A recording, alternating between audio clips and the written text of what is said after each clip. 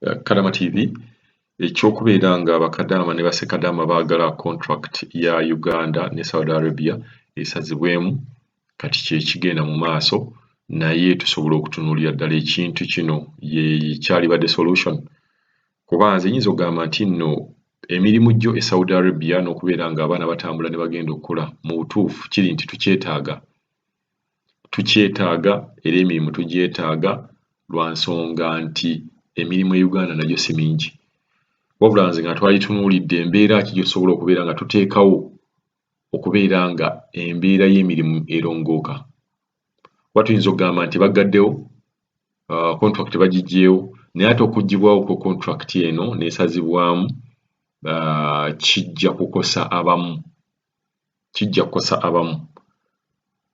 era naffe kijja tukosa ng'ensi kuba ssente nnyingi eziyingiramu lwakuba nti waliwo okubonaabona n'obutali bwenkanya wakati wa Bakadaama Ssekadaama n'Abawarabu bano katusooke tutunuulire gavumenti oba tuwulire gavumenti ekintu kino ekyogerako ki then tukubaganye ebirowoozo engeri gyesobola okubeera nga tuvvuunuka ekizibu kino. Mu ndagaano gye twakola wakati wa gavumenti ebbiri eyaffe n'eya Saudi Arabia mwalimu okuteekawo akakiiko ak'abakugu nga kava mu gavumenti zombi akaalibadde kalondoola ensonga zonna ezikwata ku bantu baffe abagenda okukolera ebweru. Akakiiko ako twakizuula nti kabadde tekateekebwangawo myaka 5. So ensonga zonna ze tuzze tuwulira obunafu obubaddewo nti gavumenti zombi tezisobodde kulondoola nsonga zikwata ku bantu baffe bano ne kiba nti obunafu obwo baminisita bakkiriza nti tubumalewo era ne basalawo nti mu myezi 3 baagala akakiiko kano nga kateereddwawo mu mwezi guno gwokubiri katunulire ensonga zino zonna obunafu we bubadde kanjulire baminisita mu myezi 3 ki ekyetaagisa bwe kiba nti kulongoosa kunyweza mu ndagaano ezaakolebwa akakiiko ako ak'abakugu kagenda kikola nga mu bunafu obubaddewo nti abantu baffe abamu bwe batuuka eri endagaano ze bagenderako ziraga nti balina okuweebwa obujjanjabi. Kampuni bw'ejja Munnayuganda wano n'emutwala Saudi Arabia kye kimu ne Dubai n'awalala gye baba balaze bw'aba alwadde alina okuweebwa obujjanjabi. Kampuni eba emututte ate ne kampuni eyo Munnayuganda oyo bw'emukwasa omuntu w'agenda okukolera obujjanjabi obwo bulina omumuweebwa. Tukizudde nti Bannayuganda abamu balajjana ne basaba abantu baabwe eno babaweereze ssente ezinabajjanjaba tetulowooza nti kyalibadde tekibeera bwe kityo. So ekyo twakitunulamu ekyobutasasulwa abamu bwe bava wano nga batadde ku ndagaano emikono kiraga nti bagenda kusasulwa ssente ezitakka wansi wa $900 abamu okusinziira ku ndagaano gy'abasayininze aweza n'akakadde akamu buli mwezi.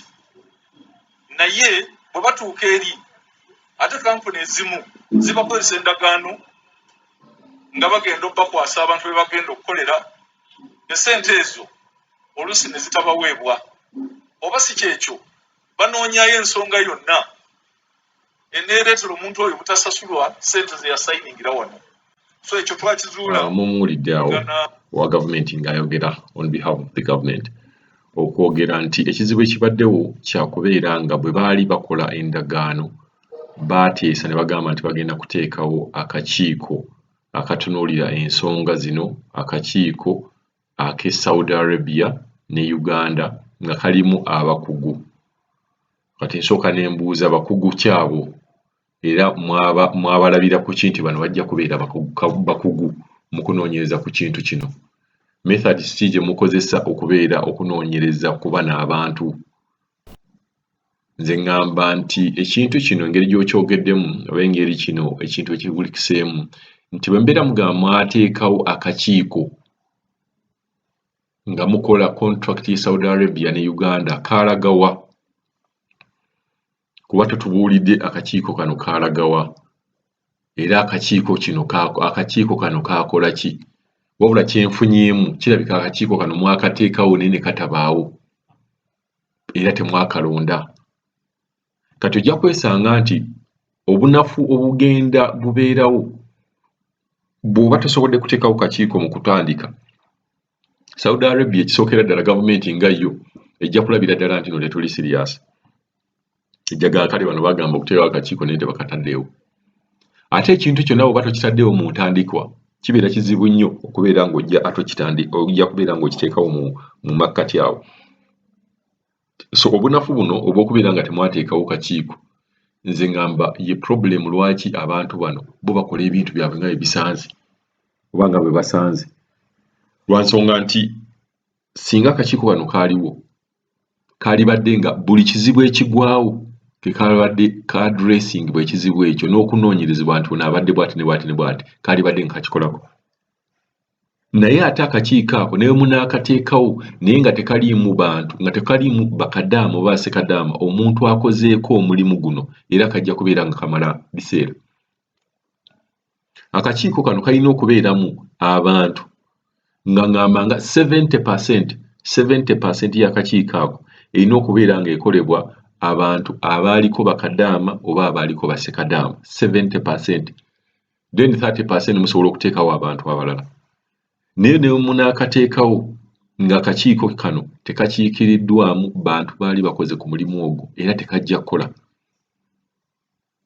Kuba omuntu bw'obeera nga tokola ku mulimu ogwo kijja kubeerera kizibu nnyo okumanya obuzibu bwennyini bwe bubeera buviira ddala okuggyako nga omanyidde ddala nti ekintu kino nakibeeramu, so omuntu bw'ajja nga ŋŋamba bw'ati ne bw'ati ne bw'ati kino ekintu oba okitegeererawo.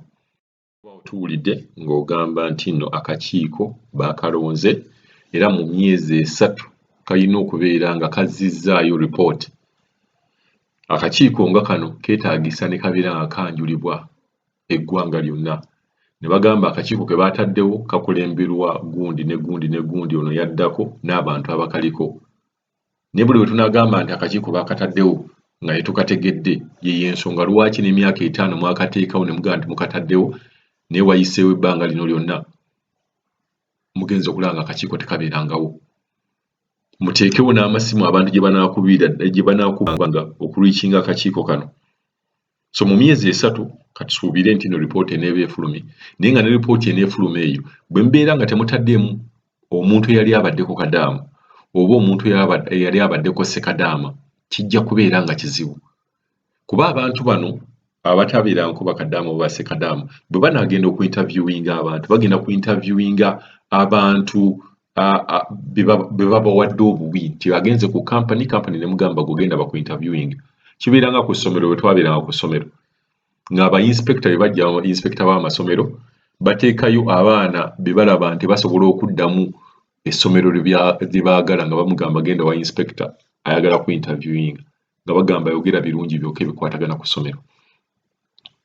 N'ekintu kino mbagambye nti 7 abantu abali ku kakiiko kano 7 ku bo balina kubeera nga baali bakozeeko obwakadaama n'obwa ssekadaama.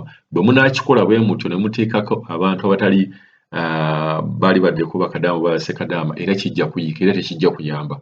So bwe tubeera twagala kubeera nga tukola ekintu ekinaatuyisaamu, ekintu ekinaatutwala mu maaso, kuba kiri nti ekituufu kiri nti twetaaga emirimu Saudi, twetaaga okubeera nga tukyakola Saudi.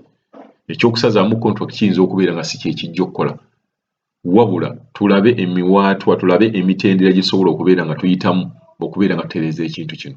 Mu ndagaano gye twakola wakati wa gavumenti ebbiri eyaffe n'eya Saudi Arabia mwalimu okuteekawo akakiiko ak'abakugu nga kava mu gavumenti zombi akaalibadde kalondoola ensonga zonna ezikwata ku bantu baffe abagenda okukolera ebweru. Akakiiko ako twakizuula nti kabadde tekateekebwangawo myaka 5. So ensonga zonna ze tuzze tuwulira obunafu obubaddewo nti gavumenti zombi tezisobodde kulondoola nsonga zikwata ku bantu baffe bano ne kiba nti obunafu obwo baminisita bakkiriza nti tubumalewo